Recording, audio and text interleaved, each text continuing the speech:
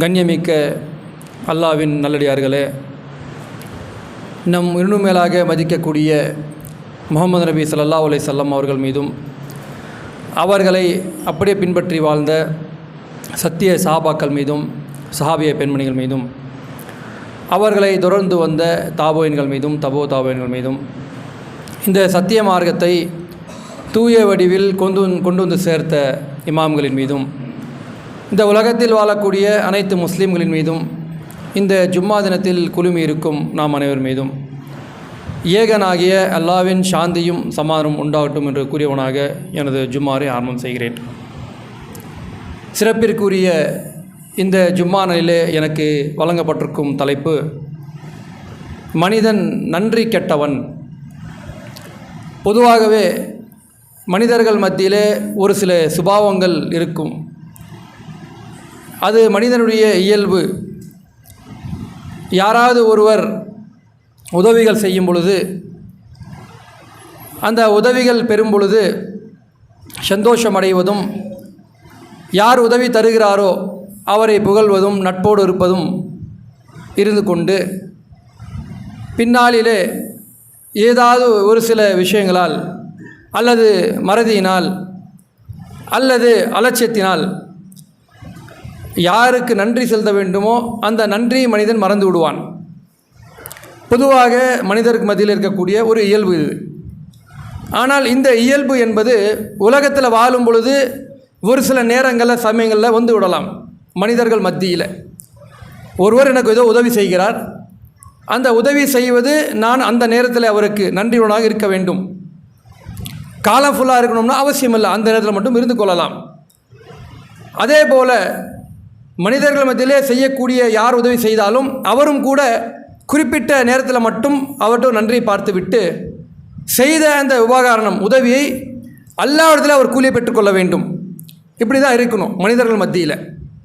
ஆனால் அல்லாஹ்விடத்தில் எப்படி இருக்க வேண்டும் என்றால், நான் எப்படி வளர்ந்தேன், நான் எப்படி உருவானேன், எப்படி நான் உலகத்துக்கு வந்தேன், எனக்கு கிடைக்கக்கூடிய நான் வாழக்கூடிய என்னுடைய வாழ்க்கையில் ஒவ்வொரு செயலும் யார் மூலமாக நடைபெறுகிறது, யார் கொடுக்குறான், எப்படி சாப்பிட்றோம், எப்படி ஆரோக்கியமாக இருக்கிறோம், இப்படி ஒவ்வொரு விஷயம் ஒவ்வொரு செயலும் அந்த செயலுக்கு நன்றி செலுத்தியே ஆக வேண்டும்.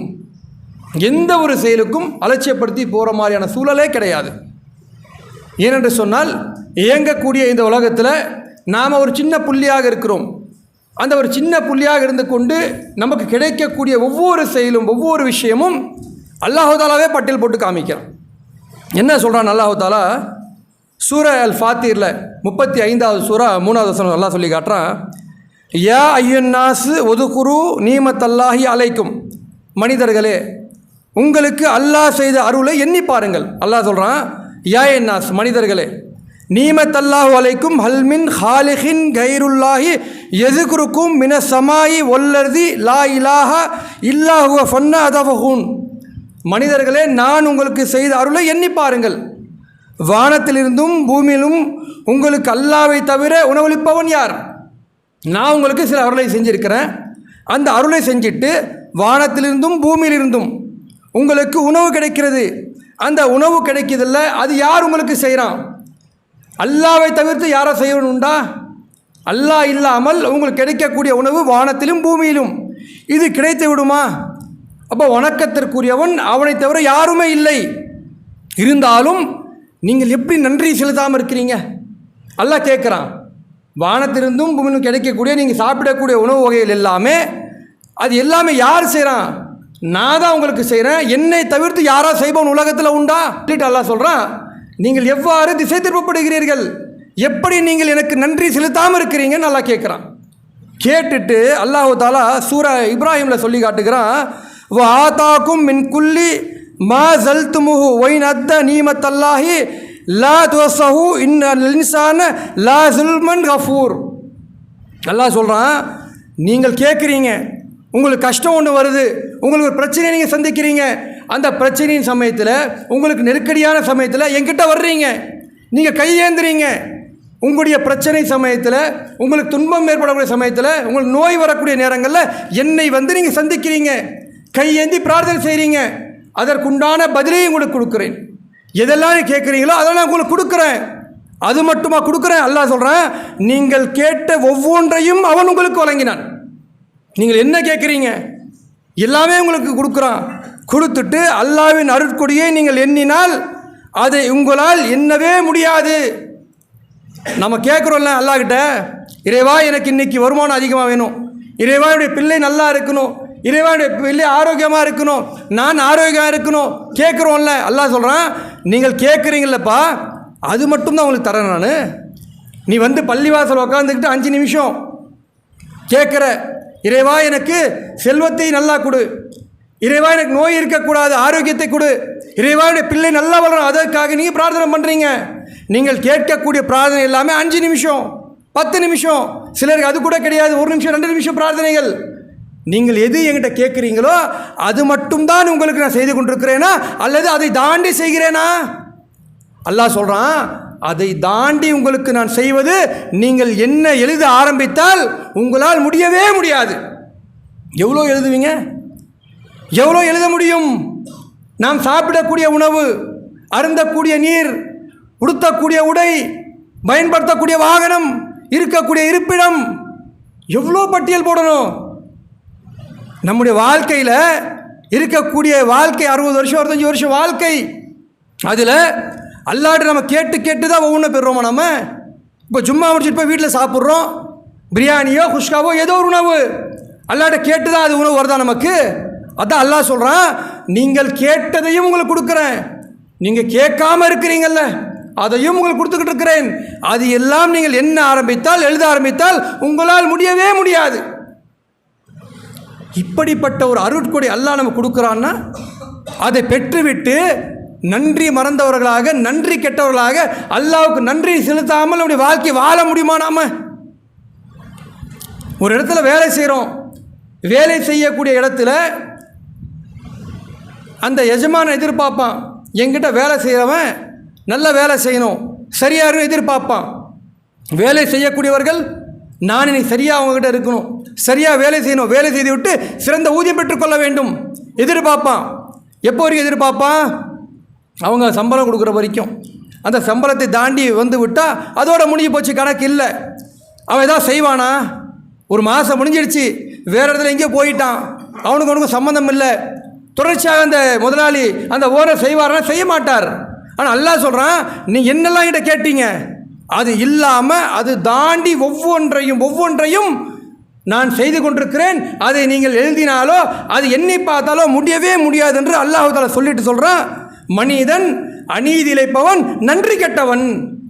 இவ்வளோ நான் அவனுக்கு செய்கிறேன், இவ்வளோ பொக்கிஷங்களை கொடுக்குறேன், கொடுத்து விட்டும் கூட அவன் எப்படி இருக்கிறான்? நன்றி கெட்டவனாக இருக்கிறான். எந்த அளவுக்கு என்றால் அல்லாஹ் தஆலா சொல்லி காட்டுறான், பனு இஸ்ராயில் 17வது சூரா, மனிதனுடைய அவனுடைய வாழ்க்கை வழிமுறையில் அவனுடைய சுயநலம் இருக்குல்ல, அது அப்படியே அல்லாஹ் தஆலா இந்த சூறாவில் இருக்கக்கூடிய வசனத்தில் படம் பிடிச்சி காமிக்கிறான். ஒரு கஷ்டம்னு வரும்போது மனிதனுடைய சூழல், அவனுடைய நிலை எப்படி இருக்குது, அந்த கஷ்டத்தை கடந்து விட்டால் என்ன பண்ணுறான்னு சொல்லி அல்லாஹ் தஆலா சொல்லி காட்டுறான். என்ன சொல்கிறேன்னா, ஓ இசாமசக்கும் மஸ்ஸர்ரு ஃபி அல் பஹரி தல்லா மன் தூன இல்லா ஐய ஃபல்லாம நஜ்ஜக்கும். எப்படி இருக்கிறான்னா, கடலில் ஒரு மனிதன் பயணம் செய்கிறான், கடலில் பயணம் செய்து போகும் பொழுது அங்கே அவர்களுக்கு ஒரு தீங்கு ஏற்பட்டால் அவன் என்ன செய்கிறான்னா, எல்லாம் உன்னை விட்டால் என்னை யார் காப்பாற்றுவான்? கடலில் பயணம் செய்து போகும் பொழுது அங்கே ஒரு கஷ்டம், ஒரு தீங்கு ஏற்படுது, யாருமே காப்பாற்றுவதற்கு ஆள் கிடையாது, ஒரே ஒரு கப்பல், ஒரே ஒரு படகு, காப்பாற்றுவதற்கு யாருமே இல்லை. அந்த நேரத்தில் மனிதன் கேட்குறான், இறைவா உன்னை விட்டால் என்னை யார் காப்பாற்றுவான்? அப்போ அந்த நேரத்தில் நான் அவர்களை காப்பாற்றுகிறேன், கரையை சேர்த்து விடுகிறேன். சேர்த்து விட்ட பின்னால் அவன் புறக்கணித்து செல்கிறான். மனிதன் நன்றி கெட்டவனாக இருக்கான். மர்தாத்தும் ஒகாரல் இன்சானு கப்பார். மனிதன் நன்றி கெட்டவனாக இருக்கிறான். எப்படி சூழலை நீ மாட்டிக்கிட்டு இருந்த? ஒரு நடுக்கடல் கிடையாது, இறைவா நீ நினைத்தால்தான் காப்பாற்ற முடியும், உன்னை தவிர யாராலுமே காப்பாற்ற முடியாது. அப்படிப்பட்ட ஒரு சூழலில் கையேந்தி பிரார்த்தனை செய்தாய், அதற்காக வேண்டி உன்னை காப்பாற்றினேன், காப்பாற்றப்பட்டு கரைக்கு வந்த உடனே நீ என்னை மறந்து விடுகிறாயே. ஒரு விமானத்தில் பயணம் போகிறோம், அல்லது இங்கேருந்து ஒரு காரில் நம்ம பயணம் செய்து போகிறோம், கிளம்பும் போது லாங் ட்ராவல் பண்ணுற ஒரு பயம் வருது. என்ன வருது? நல்லபடியாக போயிட்டு வீட்டுக்கு வரணும், நல்லபடியாக சேரணும். பயம் வருது. அல்லாட்ட பிரார்த்தனை கேட்குறோம், தப்பு கிடையாது, கேட்டு தான் போகணும். பயணம் செய்து கிளம்பி போகும்போது அந்த பயம், அந்த அச்சம் இருக்குது. நல்லபடியாக வந்து வீட்டுக்கு சேரணும்ல, அல்லாட்ட பிரார்த்தனை செய்யணும், இறைவா நல்லபடியாக வந்து சேரணும். வீட்டில் குழந்தை மக்கள்லாம் இருக்கிறாங்க, எனக்காக காத்துக்கிட்டு இருக்கிறாங்கன்னு சொல்லி பிரார்த்தனை பண்ணிட்டு கிளம்புறோம். கிளம்பி வீட்டுக்கு வந்துட்டோம். வந்த உடனே அல்லாஹ்வுக்கு நம்ம என்றைக்காவது வீட்டுக்கு வந்த உடனே போகும்போது இந்த மாதிரி பிரார்த்தனை செஞ்சு போனேன், நல்லபடியாக வீட்டுக்கு வந்து சேர்ந்துட்டேன்னு சொல்லி பிரார்த்தனை ஒரு நாள் செஞ்சுருக்கிறோமா நாம? அதான் அல்லாஹ் சொல்லி காட்டுறான், கடலில் நீங்கள் பயணம் செய்யும் பொழுது உங்களுக்கு ஆபத்து என்று வரும் பொழுது யாருமே காப்பாற்ற ஆள் கிடையாது. அந்த நேரத்தில் கையேந்தினீர்கள், நான் காப்பாற்றி கரை சேர்த்தின பின்னால் நீ நன்றி கெட்டவனாக இருக்கிற, என்னை புறக்கணிக்கிற. மனிதனுடைய இயல்பு இதுதான் என்று அல்லாஹ் தஆலா படம் பிடித்து காமிக்கிறானே. இன்றைக்கு நம்முடைய வாழ்க்கையில் அது இருக்கும். போகும்போது கையேந்துவோம், பிரார்த்தனை பண்ணுவோம், பக்கம் மனைவி நிற்கிறாங்களா, பெட்ரோல் நிற்கிறாங்களா, பிரார்த்தனை செய்யுங்க, நல்லபடியாக போயிட்டு வரணும்னு சொல்லிட்டு போவோம். வந்து வீட்டில் படி வாசல் ஏறும் பொழுது அல்லாஹ் எங்கே, இஸ்லாம் எங்கே, மார்க்கம் எங்கே, நல்லபடியாக சேர்த்துட்டு முடிஞ்சு போச்சு, அவ்வளோதான். ஒரு நன்றி இல்லையே. அதுதான் நல்லா சொல்கிறான், மனிதன் நன்றி கெட்டவனாக இருக்கிறான். அடுத்ததாக அல்லாஹ் தஆலா சூரா அல் இன்சான் 76வது சூறாவில் நம்மளை பற்றி சொல்லி காட்டுகிறான். யார்? நாம் இந்த தௌஹீதுக்குள்ளே இருக்கிறோம், நேர்வழி பெற்றிருக்கிறோம். வெளி மக்கள் முஸ்லீம் இருந்து கொண்டும் கூட வேறு சில விஷயங்கள்லாம் செய்வாங்க, மார்க்கத்துக்கு முன்னாடி இருப்பாங்க. நாம் அப்படி இல்லை. நம்மளை பற்றி அல்லாஹ் தஆலா பேசி காட்டுறான். என்ன பேசுகிறான்னா, இன்ன ஹதைனாஹு அஸ்ஸபீலி இம்மா ஷகீரன் ஒ இம்மா கஃபூரா. அவன் நேர்வழி அவனுக்கு நாம் காட்டினோம். தப்பான வழிகேட்டில் அவன் இருந்தான், நரகத்தினுடைய விளிம்பில் அவன் இருந்தான். அவனுக்கு நேரான பாதையை காட்டினோம். இதுதான் சத்தியம், இதுதான் உண்மை, இதுதான் தௌஹீத் என்று காட்டினோம். அவன் நேரான பாதைக்கு வந்து விட்டான். வந்துவிட்டு அவனுக்கு தெரியும் இதுதான் சத்தியம், இதுதான் ஹக்கு, இதுதான் நேர்வழி, இதுதான் சொர்க்கத்துக்கு அழைத்து செல்லக்கூடியது. அனைத்துமே அவன் தெரிந்து கொண்டு, அனைத்துமே அவன் அறிந்து கொண்டு அவன் நன்றி கெட்டவனாக இருக்கிறான். யார்? இதுதான் சத்தியம் என்று நாம் பயணிக்கிறோமே, நம்மளை பார்த்து அல்லாஹ் கேட்குறான். நீ வழிகேட்டில் இருந்த, நரகத்துடைய விளிம்பில் நீ இருந்த, நேரான பாதைக்கு உன்னை அழைத்து வந்தது யார்? உன்னுடைய அந்த இதயத்தில் இருக்கக்கூடிய கல்வுகளை மாற்றியது யார்? நான் தானே மாற்றினேன். மாற்றியும் கூட, நேர்வழியில் வந்துட்டும் கூட நீ சரியான அந்த பாதையில் நீ பயணிக்கிறாயா? நன்றி கெட்டவனாக இருக்கிற, அல்லாஹ்வுக்கு நன்றி செலுத்த மறக்கிறேன்னு அல்லாஹ் தஆலா சொல்லி காட்டுகிறான். நம்முடைய வாழ்க்கையில் ஒவ்வொரு செயலுக்கும், ஒவ்வொரு விஷயத்திற்கும் நீங்கள் கொஞ்சம் கொஞ்சம் அலசி பாருங்கள். அல்லாஹ் எது செய்கிறானோ அதற்குண்டா நன்றி உண்மையாக நாம் செய்து கொண்டிருக்கிறோமா? ஒவ்வொரு செயலுக்கும் நன்றி செலுத்தி விடுகிறோமா? வெறும் வாய்க்கு போகும்போது போகிற போல சொல்கிறது போவது கிடையாது. ஒரு கம்பெனியில் வேலை செய்கிறோம், அந்த முதலாளிகிட்ட வந்து நல்ல விதமாக இருக்கணும் அப்படின்னா, வெறும் முதலாளி நல்லவர் சூப்பர் சூப்பர் சொல்லிக்கிட்டு இருந்தால் என்ன பண்ணுவார்? முதலாளி சீட்டை கிழிச்சு அமுச்சிடுவார். முதலாளி நல்லவர்னு சொல்லி நாம் சொல்லணும்னா அவர் தரக்கூடிய வேலைகளை நாம் செய்யணும். அவர் என்னென்ன சொல்கிறது கட்டுப்படணும். 9 மணிக்கு டியூட்டி சொல்லுவார், நான் 10 மணிக்கு வரேன், ஓனர் சூப்பர் அப்படின்னு சொன்னால் ஓனர் ஏற்றுக்கு வரா? நீ உங்களுடைய புகழ்ச்சியெல்லாம் வெளில வச்சுக்கோ. என்னுடைய ஒர்க்கிங் டைம் 9 மணி 10 மணி, அந்த டைமிங் நீ வரணும், உன்னுடைய புகழ் எனக்கு அவசியமே இல்லை போடான்னுவான். அப்போ இந்த மாதிரியான புகழ்ச்சி அல்லாஹ்வுக்கு போகிற போக்கில் சுப்ஹானல்லாஹ் அல்ஹம்துலில்லாஹ் தேவையே இல்லை அல்லாஹ்வுக்கு. அல்லாஹ்வுடைய தூதர் ஒரு விஷயத்தை சொல்லி காட்டுறாங்க. உலகத்தில் இருக்கக்கூடிய அனைவருமே சேர்ந்து விட்டு, எல்லாமே இந்துக்கள், முஸ்லீம்கள், கிறிஸ்துவர்கள், யூதர்கள், நாத்திகர்கள் எல்லாமே சேர்ந்து விட்டு ஒரு முடிவு எடுக்கிறாங்க. அல்லாஹ்வுடைய தூதர் சொல்லக்கூடிய செய்தி அல்லாஹ் சொல்கிறானா, எல்லாமே சேர்றாங்க, சேர்ந்துட்டு ஒரு முடிவு எடுக்கிறாங்க. இனிமேல் அல்லாஹ்வை ஏற்றுக்கணும், அல்லாஹ்வை வணங்கணும்னு சொல்லி ஏற்றுக்கிட்டாங்கன்னா, அப்படியான முடிவு உலகம் எல்லாமே சேர்ந்து வந்து விட்டாலும் கூட அல்லாஹ்வுடைய அந்தஸ்து எதுவுமே கூட போகிறது கிடையாது. உலகம் எல்லாமே சேர்ந்து ஒரு முடிவு எடுக்கிறாங்க. எல்லாமே சேர்ந்து இனிமேல் நம்ம தொலைவே கூடாது, அல்லாஹ்வை ஏற்றுக்கொள்ளக்கூடாது. அனைவருமே, யாருமே ஒரே ஒரு ஆள் கூட கிடையாது அல்லாஹ்வை வணங்குவதற்கு. அப்படி உலகம் ஆகிவிட்டாலும் அல்லாஹ்வுடைய அந்தஸ்து குறைந்து விடுமா? குறையாது. அல்லாஹ்வுக்கு நீங்கள் அதிகமாக நன்றி செலுத்தி விட்டாலும் சரி, குறைவாக செலுத்தி விட்டாலும் சரி, அல்லாஹ்வுக்கு ஒன்றும் ஆக போகிறது கிடையாது. அது உங்களுக்கு தான் நன்மை. அல்லாஹ்வுக்கு நீங்கள் நன்றி செலுத்தினீங்கன்னா அல்லாஹ்வுக்கு ஒன்றும் கிடையாது. உங்களுக்கு நீங்களே நன்மை செய்து கொள்கிறீர்கள். அப்போ நம்ம பேரளவில் ஓனர் சூப்பர், ஓனர் நல்லவர் அப்படின்னு 9 மணி டைம் 10 மணிக்கு போகிறது, அல்லது வேலைக்கு போகாமல் இருக்கிறது, இந்த மாதிரி இருந்தால் எந்த ஓனர் ஏற்றுக்கொள்ள மாட்டான். அவனுடைய கண்டிஷன் என்ன, ஒரு சொல்லக்கூடிய வேலைகள் என்ன, அது எல்லாமே செஞ்சால் தானே அதற்குண்டான மதிப்பு மரியாதை நமக்கு அங்கே கிடைக்கும். ஓனருக்கு ஒன்றும் இல்லை, வேற ஆளை வச்சுட்டு போயிட்டே இருப்பா. அப்படி அந்த மாதிரி அல்லாஹ்வுக்கு நாம் புகழ்வதால் எந்த அந்தஸ்தும் கூட போகிறது கிடையாது, நாம் புறக்கணித்தால் குறைய போகிறது கிடையாது. ஒட்டுமொத்த உலகமே சேர்ந்து விட்டாலும் சரி என்று அல்லாஹ்வுடைய தூதர் அல்லாஹ் சொன்னதாக சொல்லி காட்டுகிறார்கள். அல்லாஹு தாலா தன்னுடைய திருமறை குர்ஆனில் சில விஷயங்கள் நமக்கு எல்லாமே அல்லாஹு தாலா எவ்வளோ நன்மையாக இருக்குன்னு சொல்லி காட்டுகிறான். எப்படி சொல்கிறான்னா, இந்த கால்நடைகளை பற்றி சொல்லி காட்டுகிறான். என்ன சொல்கிறான்? சூரா அல் நஹல் 16வது சூரா 5வது வசனம் என்ன சொல்கிறான்னா, ஒலன் அம்மா ஹலஹும் ஃபீஹா திபியூ உமா பினாஹு மின்ஹா தாஹுலூன். கால்நடைகளை உங்களுக்காக அவன் படைத்தான். கால்நடை இருக்குல்ல, ஆடு மாடு கோழி குதிரை இந்த மாதிரியான விலங்குகள் எல்லாமே உங்களுக்காக அவன் படைத்தான். அவற்றில் குளிரை தடுப்பவை உண்டு. குளிர்காலம் இன்றைக்கெல்லாம் குளிராக இருக்குது, கொஞ்சம் மாறிடுச்சு. குளிர்காலத்தில் நாம் போட்டிருக்கக்கூடிய அந்த கம்பளிகள்லாம் பயன்படுத்துகிறோம், அதில் பயன் உண்டு, பலன்களும் உண்டு. அதே போல் அந்த கால்நடைகள் மூலமாக நீங்கள் சாப்பிடுகிறீர்கள். இவ்வளோ விதவிதமாக சாப்பிட்றோம். ஒரு சிக்கன்னா 10-20 வெரைட்டி, மட்டன் 5 வெரைட்டி, பீஃப்னா 20 வெரைட்டி. அந்த கால்நடை மூலமாக உங்களுக்கு எவ்வளோ பயன்கள் இருக்கிறது, பலன்கள் இருக்கிறது. இது எல்லாமே உங்களுக்கு நான் கொடுத்துருக்குறேன். கால்நடைகள் மூலமாக உங்களுக்கு பலன் தான். நம்ம ஏதோ அது ஒரு ஆடு தானே, மாடு தான், அலட்சியமாக இருப்போம். அந்த ஆடு மூலமாக எவ்வளோ பலன் நமக்கு இருக்கிறது, அந்த மாட்டின் மூலமாக எவ்வளோ நமக்கு பலன் இருக்கிறது. ஒவ்வொரு கால்நடை மூலமாக உங்களுக்கு பலன்களை வைத்திருக்கிறேன். நீங்கள் பார்த்து கொண்டும் அதை அறிந்து கொண்டும் அதை சாப்பிட்டு கொண்டும் நன்றி கெட்டதில் தான் நீங்கள் இருக்கிறீங்க. இது சொல்கிறேன் அல்லாஹ் தஆலா. நாம் கம்பளியாக பயன்படுத்துகிறோம், விதவிதமாக சாப்பிட்றோம், ருசியாக சாப்பிட்றோம், எவ்வளவோ விஷயங்கள் இருக்கிறது. உதாரணத்துக்கு அல்லாஹ் சொல்லக்கூடிய மனிதர்களுக்கு நன்மை இதெல்லாம் இருக்குன்னு சொல்லக்கூடிய பட்டியல் திருமறை குர்ஆனில் புரட்டி பார்த்தோம்னா வானங்களை பற்றியும் பூமியை பற்றியும் தண்ணீரை பற்றியும் விலங்குகளை பற்றியும் தாவரங்களை பற்றியும் எண்ணற்ற விஷயங்கள் மனிதனுக்கு நன்மை என்று சொல்லி காட்டுறான். உங்களுக்கு தான் கொடுக்குறேன்றான். இதெல்லாம் நீ அனுபவித்து இதெல்லாம் நீ பயன்படுத்தி நன்றி கெட்டவனாக இருக்கிற அப்படின்னு சொல்கிறான். அப்படி நன்றி கெட்டத்தனமாக மனிதன் இருக்கிறான் என்பதற்கு அதே போல் ஒரு கால்நடை உதாரணமாக காமிச்சு அல்லாஹ் பேசுகிறான். அந்த கால்நடை பற்றி அப்படியே சொல்லிட்டு மனிதனை பற்றி பேச ஆரம்பிக்கிற அல்லாஹ் தஆலா 100வது சூரா அல் ஆதியாத். இந்த சூறாவில் அல்லாஹ் தஆலா மனிதனுடைய மொத்த விஷயங்களையும் எவ்வளோ மனிதன் நன்றி கெட்டத்தனமாக இருக்க சொல்லி படம் பிடிச்சி அல்லாஹ் தஆலா காமிக்கிறான்னா, சூரா அல் ஆதியாத் 100வது சூறாவில் சொல்லி காட்டுறான். ஒல் ஆதியாதி தபோகன், மூச்சிறைத்து வேகமாக ஓடுவோன் மீது சத்தியமாக. அல்லாஹ் சொல்கிறான், மனிதன் எவ்வளோ நன்றி கெட்டவனாக இருக்கிறான், சத்தியம் பெற்று சொல்கிறான்.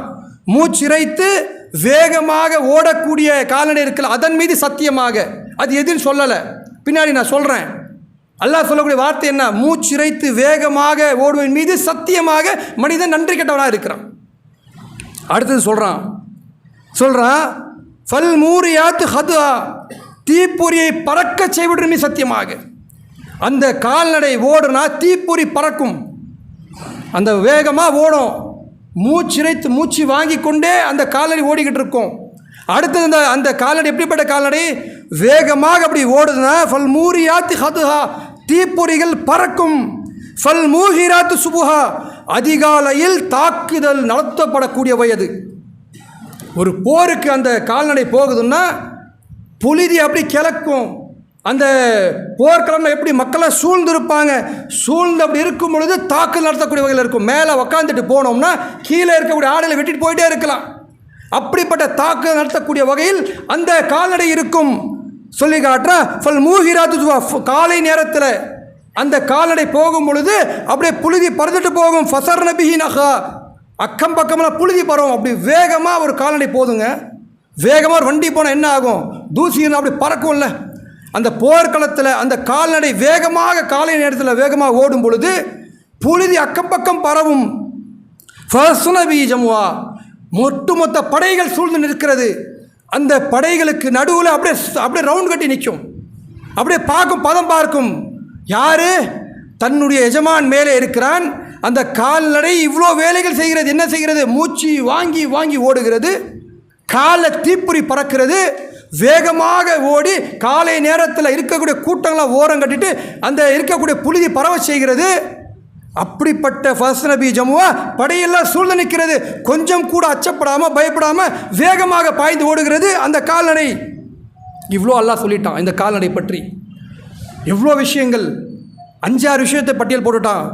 போட்டுட்டு அடுத்ததாக சொல்கிறான், 6வது செய்தியாக, இன்னல் இன்சான லி ரப்பிஹி லகனூத், மனிதன் நன்றி கெட்டவனாக இருக்கிறான். 5-6 விஷயம் கால்நடை. 6வது வசனம் மனிதனை பற்றி அல்லாஹ் பேசுகிறான். மனிதன் நன்றி கெட்டவனாக இருக்கிறான், நன்றியே செலுத்துவது கிடையாதுன்னு சொல்லி அல்லாஹ் சொல்கிறான். இந்த என்ன கால்நடை என்று மார்க்க அறிஞர்கள், ஹாலிம்கள், உலமாக்கள் எல்லாமே இது என்னன்னு சொல்லி பழைய ஹதீஸ்களில், நூறுகளில் ஒரு நாள் பார்க்கும் பொழுது அல்லாஹ் இந்த வசனங்களை பேசும்பொழுது குதிரை பற்றி பேசுகிறான். இந்த கால்நடை பற்றி சொல்கிறான் அல்ல. குதிரை, நீங்கள் புலி எடுத்துக்கோங்க, சிங்கம் எடுத்துக்கோங்க, கொஞ்சம் தூரம் ஓடும், மூச்சு வாங்கினா நின்றுக்கும். அனைத்து விலங்குகளும் அதே மாதிரி. குதிரை பந்தயங்களை நீங்கள் பாருங்கள், மூச்சு வாங்கி கொண்டு ஓடிக்கிட்டே இருக்கும், நிற்காது. ஏன்? தன்னுடைய எஜமானன் இருக்கிறான்ல, அந்த எஜமானனுக்கு செய்ய வேண்டிய வேலை அந்த குதிரை செய்கிறது. மேலே எஜமான் உட்காந்து விட்டான், போர்க்களத்துக்கு போகணும், பந்தயம் கட்டி இருக்கிறான், அந்த மாதிரி ஓடுது. எஜமான் விரட்டுனா ஓடிக்கொண்டிருக்கிறது. மக்கள்லாம் சூழ்ந்து நிற்கிறாங்க. அந்த குதிரை பயப்படவில்லை, என்னை அழிச்சிருவாங்க, தாக்கிடுவாங்க.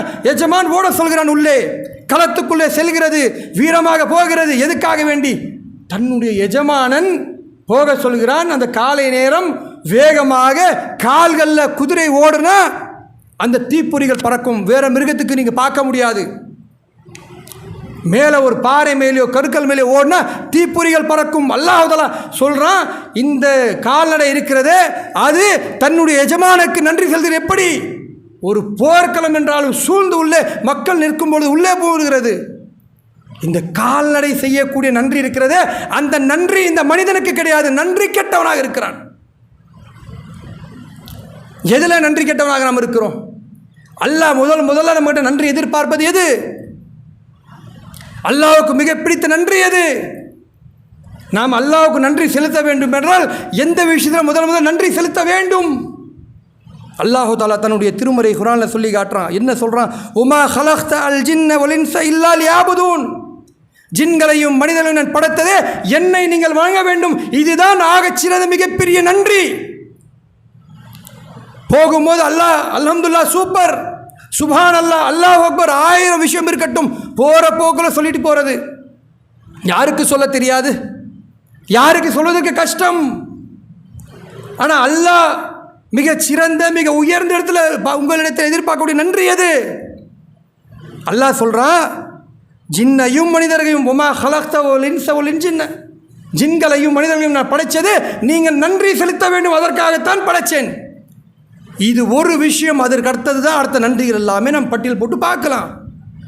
முதல் நன்றி எது? அல்லாஹ் செய்யக்கூடிய வணக்கம். அந்த நன்றி நம்முடைய வாழ்க்கையில் என்னிடத்தில் இருக்கிறதா? என்னுடைய மனைவிடத்தில் இருக்கிறதா? என்னுடைய பிள்ளையிடத்தில் இருக்கிறதா? நான் சார்ந்திருக்கக்கூடிய மாமனார், மாமியார், மச்சான் இவர்கள் மத்தியில் இந்த நன்றிகள் இருக்கிறதா? நான் சார்ந்திருக்கக்கூடிய கொள்கை கூட்டம் இவர்கள் மத்தியில் இருக்கிறதா? கொஞ்சம் சிந்திச்சு பாருங்க. இன்னைக்கு காலையில் ஃபஜர், யாருக்காவது ஃபஜர் இன்னைக்கு இல்லைங்கிற ஒருத்தர் சொல்ல முடியுமா? இன்னைக்கு ஃபஜர் இன்னைக்கு கிடையாது. ஒருவர் சொல்ல முடியுமா? அப்படி சொல்வதாக இருந்தால் ஒன்று பைத்தியமாக இருக்க வேண்டும் அல்லது மௌத்தாக இருக்க வேண்டும். இவர்களுக்கு தான் இன்னைக்கு ஃபஜர் கிடையாது. இன்றைக்கு ஃபஜர் நாம் எத்தனை பேர் தொழுதோம்? யாராவது சொல்ல முடியுமா? இன்றைக்கு நான் வேலைக்கு போயிட்டு ஃபஜர் தொழ முடியல. காலையில் யாருக்காவது அப்படிப்பட்ட ஒரு வேலை அல்லாஹ் கொடுத்துருக்குறானா நமக்கு?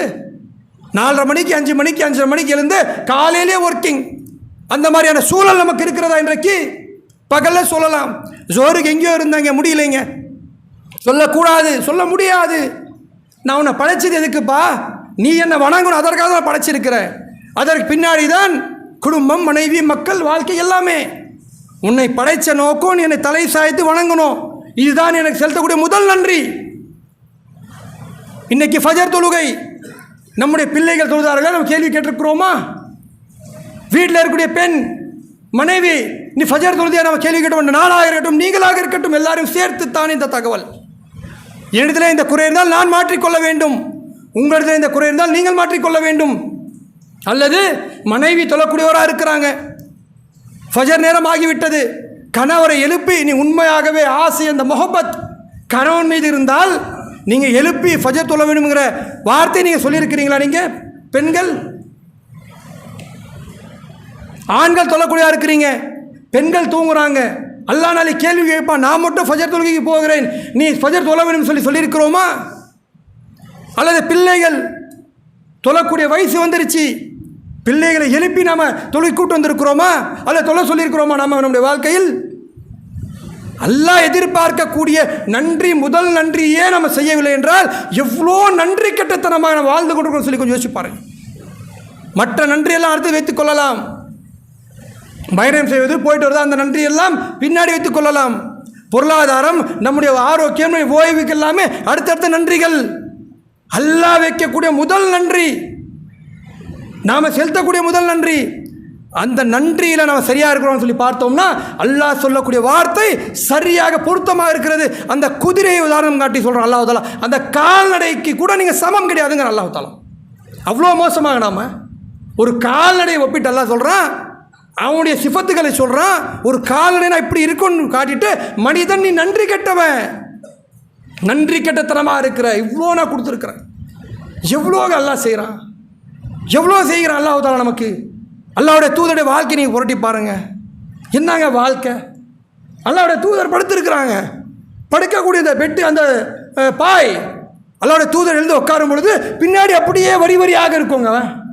நம்ம தூங்கியிருக்கிறோமா? அந்த மாதிரி ஒரு பாய் வாழ்க்கையில் தூங்கியிருக்கிறோமா? நாம் இவ்வளோ அழகான பாய், கீழே தரையில் படுக்கக்கூடிய மக்களாக இருக்கட்டும், அந்த மாதிரியான நிலை நமக்கு இருக்கிறதா? நமக்கு அல்லாஹ்வுடைய தூதருடைய வாழ்க்கையில் அவர்கள் சில நேரங்களில் சில ஹதீஸ்களில் பார்க்கிறோம், தனிமையில் உட்காந்து யோசிங்க பாருங்கள், எவ்வளோ நன்றி உள்ளவர்கள் அல்லாஹ்வுடைய தூதர் வாழ்ந்திருக்கிறாங்க. 40 வயசு வரைக்கும் மிகப்பெரிய செல்வந்தர் அல்லாஹ்வுடைய தூதர். தன்னுடைய மனைவி ஹதீஜாலான் அவர்கள் மிகப்பெரிய செல்வ சீமாட்டி, மிகப்பெரிய செல்வத்துக்கு சொந்தக்காரர்கள். அவருடைய நிலை என்ன ஆனதுங்க பிற்காலத்தில்?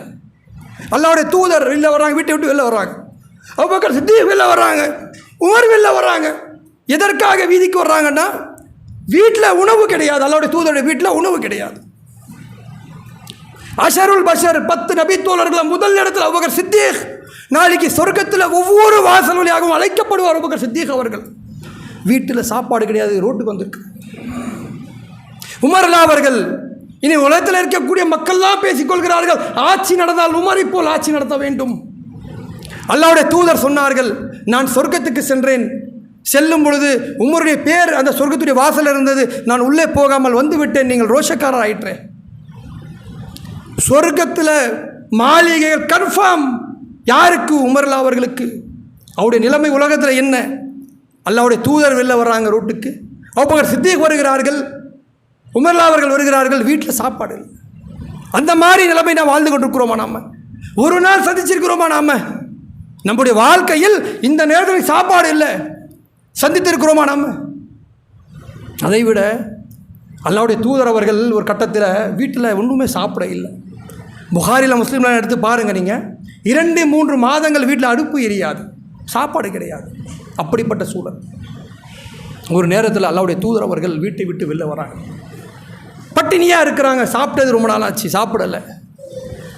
ரோட்டில் ஒரு பேரிச்சம்பழம் கிடைக்கிறது கீழே, அந்த பேரிச்சம்பழம் எடுத்து பார்க்குறாங்க, அந்த மண்ணெல்லாம் ஒட்டி இருக்கு.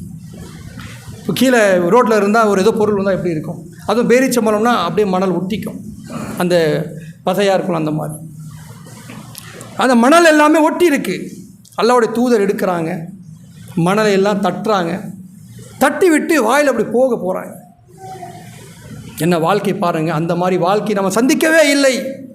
அந்த பேரிச்சம்பழத்தை எடுத்து அந்த மணலை தட்டி விட்டு வாயில் போகிற நேரத்தில் அவர்களுடைய தூதருக்கு ஒரு அச்சம் வருகிறது. ஒரு நேரம் இந்த பொருள், இந்த பேரிச்சம்பழம் ஜகாத்துடைய பொருளாக இருந்தால் அல்லாஹ்வுடைய தூதருக்கு ஹராம், சாப்பிடக்கூடாது. அப்போ அல்லாஹ்வுடைய தூதர் ஒரு வார்த்தை சொன்னார்கள், எனக்கு ஒருவேளை இந்த பேரிச்சம்பழம் ஜகாத்துடைய பொருள் இல்லாமல் இருந்தால் நான் சாப்பிட்டிருப்பேன். ரோட்டில் கிடைக்கக்கூடிய ஒரு பேரிச்சம்பழத்தை ஜகாத் அல்லாமல் இருந்தால் நான் சாப்பிட்ருப்பேன்னா எப்படிப்பட்ட நிலையை அல்லாஹ்வுடைய தூதர் சந்திச்சிருக்கிறாங்க. இப்போ நம்ம சும்மா முடித்து வெளியில் போவோம், ஏதோ கீழே கிடக்குது, அது எடுத்து சாப்பிடக்கூடிய சூழல் நமக்கு இருக்கிறதா?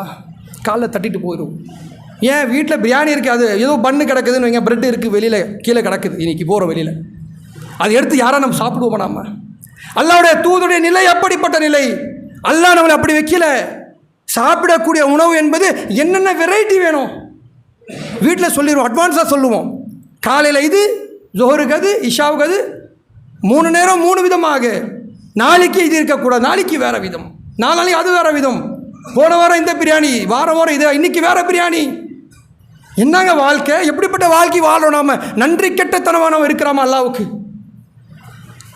ஒன்றுமில்ல. கடந்த ஒரு வாரத்துக்கு முன்னால் பாலஸ்தீன பிரச்சனை எல்லாமே முடிஞ்சு போச்சு, ஒன்றுமே இல்லைன்னு அமைதியாக நம்ம கடந்து போயிட்டுருக்குறோம். இங்கே உள்ள சில சகோதரர்களுக்கு கூட அங்கே நடந்த சில புகைப்படம்லாம் அனுப்பிச்சி விட்டேன்.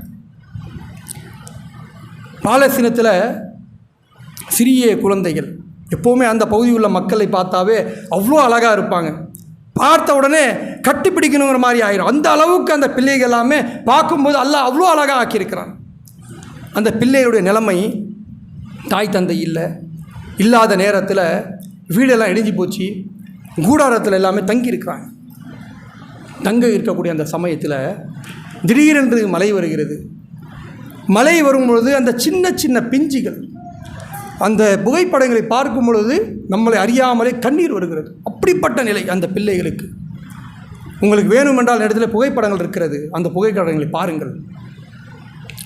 சின்ன சின்ன பிஞ்சுகள். நம்முடைய வீட்டில் என்னுடைய பையன் பெட்டில் தூங்குறான், என்னுடைய வீட்டில் நம்முடைய வீடுகளில் நம்முடைய பிள்ளைகள் ஆரோக்கியமாக தூங்கி கொண்டிருக்கிறது, ஒரு கஷ்டமோ இல்லை அவனுக்கு. அவனுக்கு ஒன்றுமே ஆகாமல் பார்த்து கொள்கிறோம். தாய் இல்லை, தந்தை இல்லை, யாருமே அவனுக்கு ஆள் கிடையாது. அந்த குழந்தைகள் பிஞ்சுகள் அந்த சேரும் சகதியில் மேலே போரை படுத்து கொண்டு இருக்கிறார்கள்னா வெளியிலே வந்து அந்த பிள்ளைகள் சொல்கிறது, அல்ஹம்துலில்லாஹ், ஹஸ்புனல்லாஹ் வ நிஅமல் வக்கீல், புகழனைத்தும் அல்லாஹ்வுக்கே. இதுதாங்க நன்றி.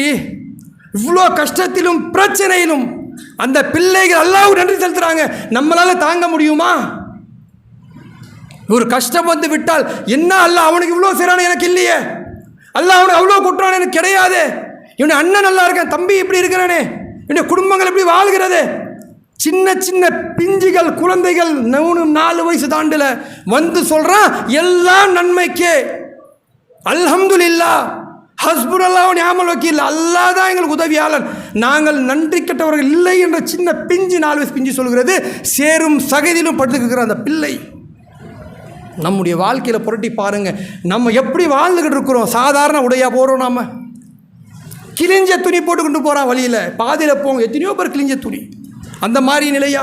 அல்லாஹ்வுடைய தூதருடைய வாழ்க்கையில் அவர்களுக்கு துணி என்று கடைசியில் பார்க்கும் பொழுது அடமானமாக இருந்தது, சிறந்த ஆடை அடமானமாக இருந்தது அவர்கள் மரணிக்கும் பொழுது. நமக்கு அந்த மாதிரி இல்லையே. போய் பீரோ திறந்தால் எது போடணும்? 8-10 ட்ரெஸ்ஸு ஒரு ஆள்கிட்ட இருக்குது, குறைந்து ரொம்ப ஏழைனாலும் 5-6 ட்ரெஸ் நம்மகிட்ட இருக்குல்ல, என்ன ட்ரெஸ் நாளைக்கு போடணும்? அப்படியான வாழ்க்கை வாழ்ந்துக்கிட்டு அல்லாஹ்வுக்கு நன்றி செலுத்தாமல் வாழ்க்கை வாழ்ந்தோம்னா கண்டிப்பாக அல்லாஹ் தஆலா சொல்கிறான்ல, அந்த கால்நடையை விட மோசமான நிலை தான் நாம் வாழ்ந்து கொண்டிருக்கிறோம். ஆக நாம் அல்லாஹ்வுக்கு நன்றி செலுத்தியவர்களாக அதன் முதன் நன்றியாக இந்த தொழுகையை நிறைவேற்றி பள்ளிவாசலுக்கு வந்து நம்முடைய வணக்கத்தை செலுத்தக்கூடிய மக்களாக இருக்கணும் கூறிக்கொண்டு என்னுடைய முதல்வர் விட்டுகிறேன். அஸ்ஸலாமு அலைக்கும் வரஹ்மத்துல்லாஹி வபரகாத்துஹு.